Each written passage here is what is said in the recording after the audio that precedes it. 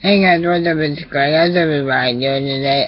This is a review on episode 3 of Gangster. Now before we get way into this one, I just have to say that this episode does two things, okay? It confirms about what I said last week about episode 3 focusing on Warwick as episode 2 did on Nicholas. Now, that was confirmed, and you'll see why shortly. But it confirmed something else as well, that Warwick is a very, very secretive man and character. So the episode starts off with Warwick having a dream about watching his father get killed, or watching somebody get killed. Then Nick comes back in from, I guess, picking up drugs for the run they do later on, and Warwick says, "Hey Nick, not back, and don't borrow my clothes without asking." And then Nick says, "You got a lot of room to talk." And then Warwick tells Allie that the prostitute that they helped out in episode 1, "Hey, why don't you go do this run with Nick? I have another job that needs tending to today." And then Allie said, "You got another job?" And then Warwick just says, "Yeah." And then he's like, "I gotta go." And then as Allie and Nick are approaching the first stop on the drug run, which by the way are mere pills, it wasn't cocaine or anything like that like last week. As they approach the first stop on the run, once they get to the steps that lead to the location, Nick tells Allie to stay there and wait for him.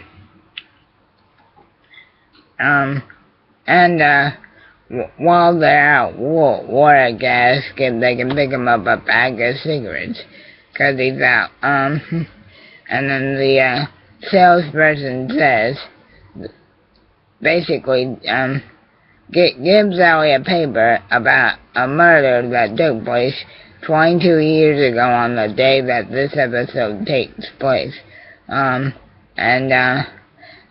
Allie notices a strange resemblance to the boy in the paper. She thinks it looks a lot like Warwick, which leads me to think that boy is Warwick, and that will be revealed in another episode. But basically, the paper reveals that the boy was responsible for killing an entire family. Or actually, no, that he was involved and the only surviving member of a massacre in his family. But after that, we get to see Warwick's other job, which is basically being a prostitute himself. And then basically we get to the last stop on the run, and he runs into this owner of this big club named Big Mama, and they talk about one girl that really sick, that really needs what they have to offer. And Warwick says, I've been too hard on her.